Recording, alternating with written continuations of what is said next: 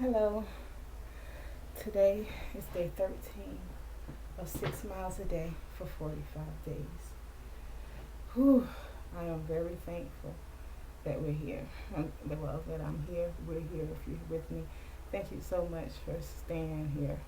Thank you so much for just watching and just having positive thoughts towards me because I feel them. I feel people rooting for me, and I appreciate it so much. Today was not the easiest 6 miles to walk. I just got out of the shower, and the whole time I was walking, God was like, "Today is the day for your video of the week." And I was like, "Well, what do I talk about?" And when I got in the shower, it was like, "Doesn't matter. Well, you just cut it on and start talking." And but first, I got to be thankful. I did not want to walk today. When I woke up this morning, I could feel, even though the air conditioner was on in my bedroom, I could still feel the humidity just creeping in. And I was like, oh goodness, 6 miles. So let me be local in case I do have to turn around and get water or something. And I had, it just was the most uncomfortable walk. But it was like, my grace is sufficient for you. You can do it. You really can do this. You can do it. I will put you in the shade. I will lead you out of the sun. You'll be fine. And I was fine. I actually ended up doing a little bit more than 6 miles. Actually 6.22 miles. Looking for my phone, but I don't want to get out of the view of the camera. I'm just so thankful because consistency is something that I'm working on. Sometimes I'm impatient and I want to go over 6 miles, and sometimes I'm looking at those. I'm at mile 5 and like, Lord Jesus, can I please just go home and figure out the last mile, for the rest of the day, things like that. But these walking these 6 miles for these past 13 days is really transformative as far as me and my ability to manage patience, because I've had I gotta be careful with my words. If you haven't noticed, I will flip something around I can mean one thing and say another. I'm learning just how to direct my brain a little bit. So please bear with me, because you might sometimes like, wait a minute, something not add up, and then when I watch it later, I'll see what's going on. My hair is wet. But anyway, I don't know how long I've been talking for 3 minutes. Oh wow. The reason why I'm definitely here is to finally talk about my near-death experience of 2017. 2017 was a pretty good year. I was recovering from a major mental breakdown of 2016. As a result of the miscarriages I was telling you about and the things prior, 20 years before that, I had an unwanted pregnancy and I terminated. And those things kind of, even though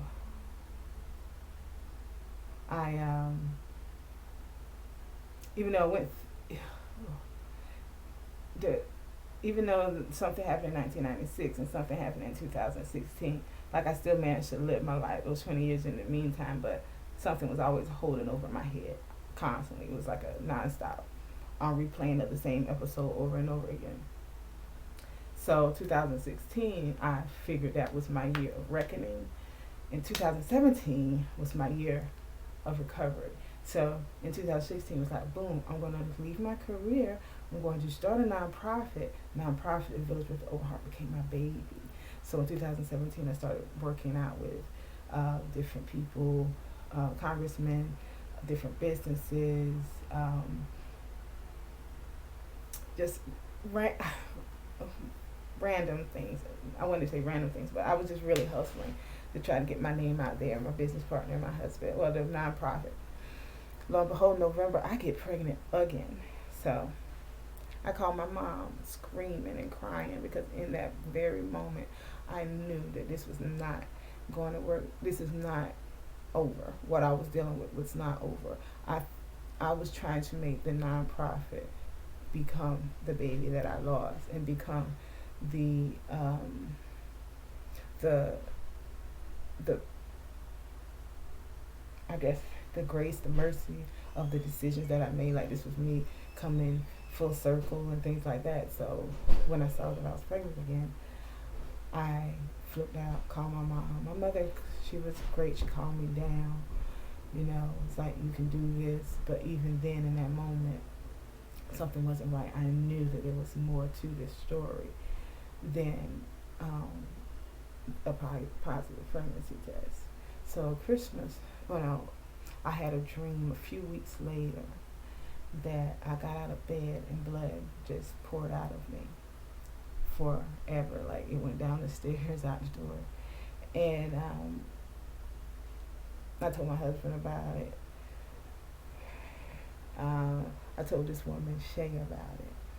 Someone that I met on social media. I told her about it, and she really calmed me. It was almost like she was walking me through a labor process. And even though she wasn't, no one, not a single other person ever confirmed what I was feeling, that something was imminent, they were still like, okay, well, let's pray. At least we know to pray and know that God loves you and everything. So Christmas Day comes, and I'm at my mother-in-law's house early in the morning. We had already done our Christmas gift scenes the night before, because that's their tradition in the Patton family. So we did that. Next morning, I go to the bathroom, just not feeling right, and I'm like, it's trying to do something to make myself feel better, and I hear pop. I feel it here. I don't know. It seemed like I heard it, but maybe it just was so, the force was just so that it, and I knew something was spilling. And then I remember my son later going to the shower, and when he was in the shower, he was little, and I remember going to the bathroom and telling him, I'm in here, I'm just trying to go to the bathroom and keep the shower curtain. And then I remember my husband knocking on the door, telling me to get up off the floor. And I remember, because he had went to the store, he had came back, and then I remember him, they said they was going to call the doctor or whatever and put me on the bed. And I was like, well, let me go to the bathroom again. And when I went to tried to go to the bathroom, my husband knocked on the door of my mother-in-law's bedroom, one of her bedrooms I was in, and was like, get up off the floor. And I'm like, shoot, I'm on the floor. And then I knew that the hospital was already called, because I know they were on the phone. And my grandmother-in-law was, she was praying over she had my feet in her hands, and she was praying over my feet. And that I remember that prayer, Jesus. And then I remember the ambulance trying to, because I was over 200 pounds, and it was like up them stairs, and it was like, lady, can you come down? Can you help us come down the stairs? And I was like, okay, I think that I'm too out of it, because they're really stressing me to get myself together. I'm not. So I was at that moment more conscious, like, okay, something's telling me that I need to stay conscious. So got into the ambulance. I remember the driver was a tall, one guy was a tall white guy, one tall, biggish white guy, and one was a tall, skinny-ish black guy. And white guy, over my head, I'm saying the Lord's Prayer. And I just noticed that as I'm saying the Lord's Prayer, he's connecting with me eye to eye. So I understood at that moment that he was agreeing with me. Then when we got to the hospital, don't remember the white guy anymore, I remember the black guy. And he was young, and I remember him, I could feel his energy, and he was gonna do his job. And I remember him with a big old pair of scissors with my brand new crimson dress coming for me. Like, I gotta cut it off. I gotta cut her off. Like, come hell or high water, homeboy was gonna cut that dress off from me. And I remember that moment being so upset, because it was a brand new dress that I bought for Christmas, and I wanted to tell him don't cut my dress. But I knew at the same time, I knew in that moment that it meant a lot for him to cut that dress. And I remember them wanting me to sign the waiver and want my husband to sign it. And it was like, no, we would like for you to sign it since you're conscious. And I looked at my husband, and he was a little perturbed by that. And I was like, okay, I'm alive, so that means I can sign it. So that's what I decided to take it like that. And I was like, and I asked the nurse, am I losing the baby? She said, yes, but it has to come out now, so we won't lose you. And then I remember the anesthesiologist, and she was like, you don't have to suck so hard. And I was like, yes, I do. I gotta go ahead and get this over with. That's exactly what I said. I gotta get this over with. And my husband had my purse, and I remember the last thing I remember was him like holding my purse and they were wheeling me. But he said he saw more than that. Then I woke up. But when I woke up, I was like, why am I thinking about Aunt Mabel so? And the doctor was sitting there, black woman. And I was like, I don't think I want to have any more children. That's the first thing I actually said out of my mouth. I was like, I don't think I want any more children. I don't want to go through this again. I'm fine. And then I was like, why am I thinking about Aunt Mabel like the whole time? And the whole time I was in the hospital, I was just like out of it. And they were telling me about the protocol. It took 26 units of blood. It took them having to use the protocol for multiple gunshot wound victims on me. And that the black woman who was the surgeon who saved my life, the reason why she became a doctor in the first place was because someone in a family friend, a friend of her family had died a black woman had died of an ectopic pregnancy that was undetected. And, they call it a miracle and all those things. But there was something was happening like the whole time. It was like I'm doing the music. The whole time I was doing the everything they were telling me to do, but there was something. I was like, what is going on? And I was like, but 3 years later, it's still here. And I was like, did I have a near-death experience? This is what I remember, and this is 3 years later. I still remember. Is that I was in a space of gray, almost like dry ice was rising up above the floor, and I was in a spot, and I was in the middle of a circle, but it was a spiral circle. Well, it was a circle of people, but they were deep, like a spiral. So it wasn't just one circle of people. It was like this. And someone came out who was a male, an older male. Everybody was in the baptismal clothing that probably my ancestors wore. And I knew that they were all related to me. And an older man came forth. I won't say like an old man, but like an elder man, like an old spirit, someone who had been in here way before I was here.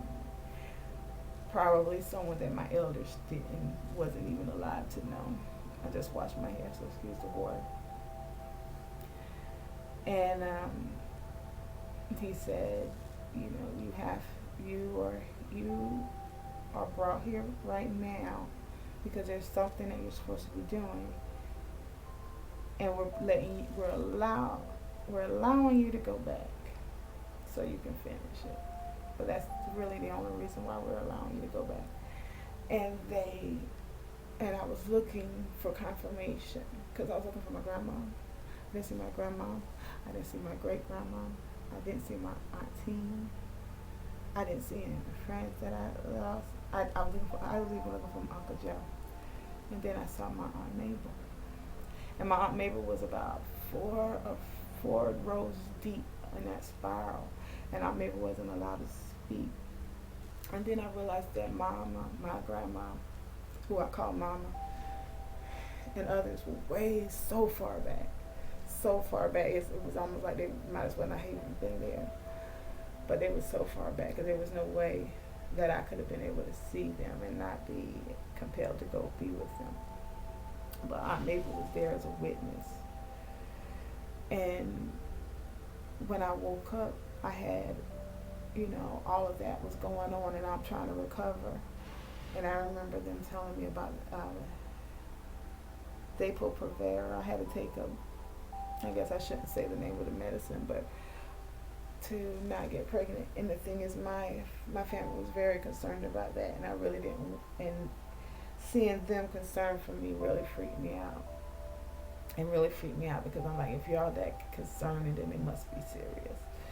So I took the Depo-Provera. As soon as I took that Depo-Provera, anger, frustration, resentment, all of the negative emotions that I had, that I could even think of, and hormonally, it was almost like I was just taking a big dose of postpartum depression right on my arm, and I knew my body was about to blow up like a fish.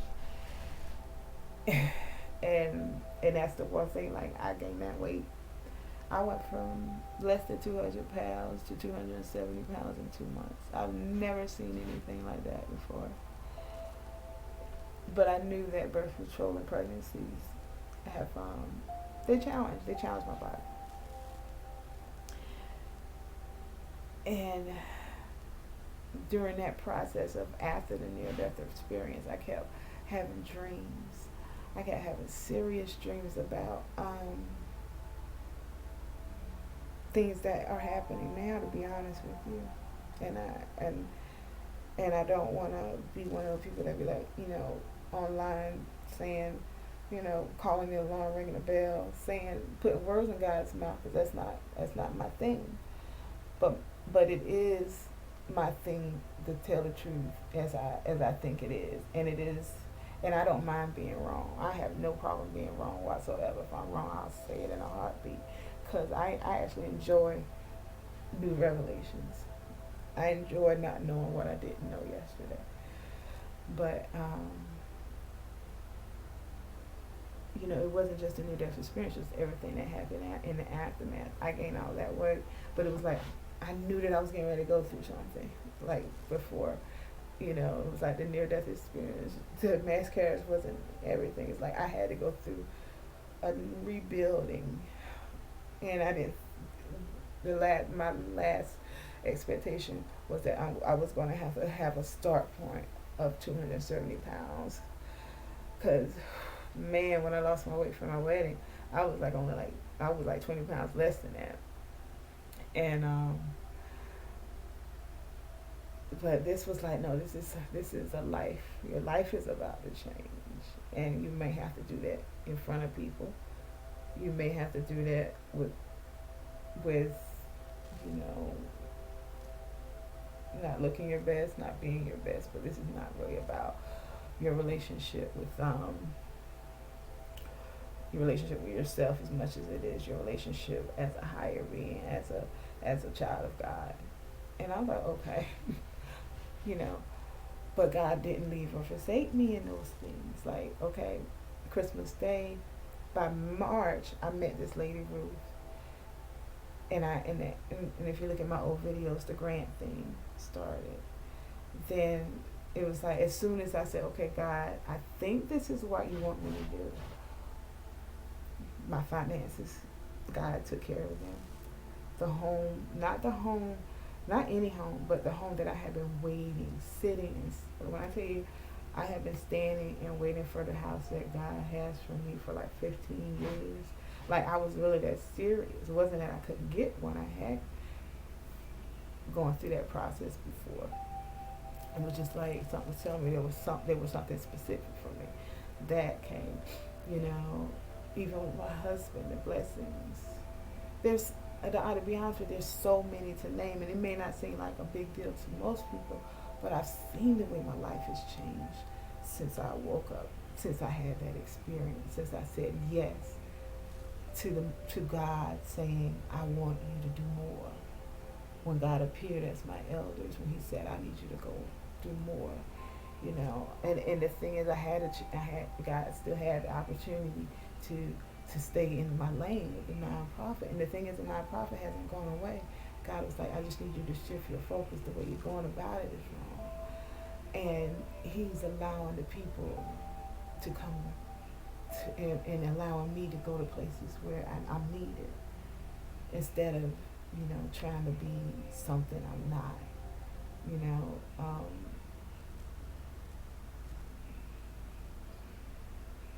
and why am I even here? Why am I even telling you this? Why does this have to do with walking?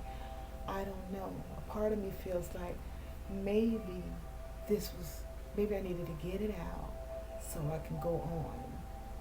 Because sometimes you get so stuck on a thought. It's like, wow, God, you saved my life. Yea, though I walk through the valley of the shadow of death, I feel no evil. He's showing me proof of things. He's showing me that Malachi 3:10 is real. He's showing me that like I say, I make 2 fish, 5 loaves of bread. He's showing me those things are real. He's showing me that if I draw nigh to Him, He'll draw nearer to me. I'm showing that. He's showing me that nothing can separate me from His love. He's really showing me that.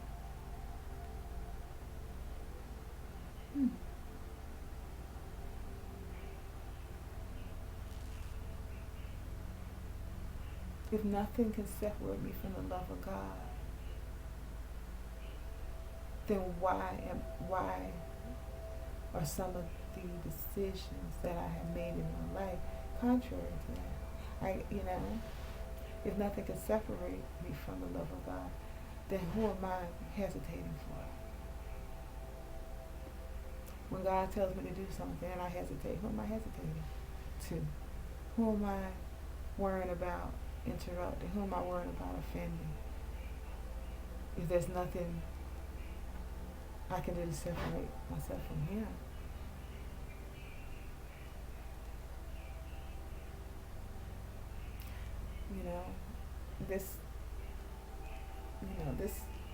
My life is complete. I'm just here to tell you that my life is completely changed when I really gave up trying to live in here, trying to live out there and to please other people. And when I say that, I mean it. I can't speak for other people because I'm not in your heart. But when you hesitate to the point where every single decision I make, how is that going to affect this? How is that going to affect that? Sometimes, just sometimes, you have to just step out on your faith. Sometimes you have to say that, hey, he who dwells in the secret place of the Most High shall abide under the shadow of the Almighty. I will say to my God, He is my refuge and my fortress. To God, to Him I will trust. And sometimes we don't trust ourselves, and that's okay. You have a higher self, and if you make a mistake and if you go the wrong direction, you trust your higher self. Trust the God within you that will not let your foot dash against a stone. That you can say the things that are on your heart, that are pure in your heart. Because sometimes we can say erratic things that are emotionally based.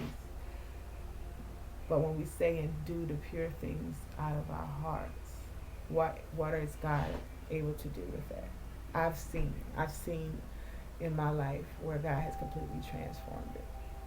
Nothing is as it was 3 years ago. Not even me, not even myself, not even my husband, not even my children. Nothing is the same. But material, everything is completely changed for the better. And the thing is, it wasn't about the hustle for me. It wasn't about working hard and waiting my turn. These past couple of years. Before then, that was the stone I stood on. One day. But no, God is like, I have something for you right now. You don't have to wait for someone else's spot to come up. I have a spot just for you. And I don't know what God is going to do with my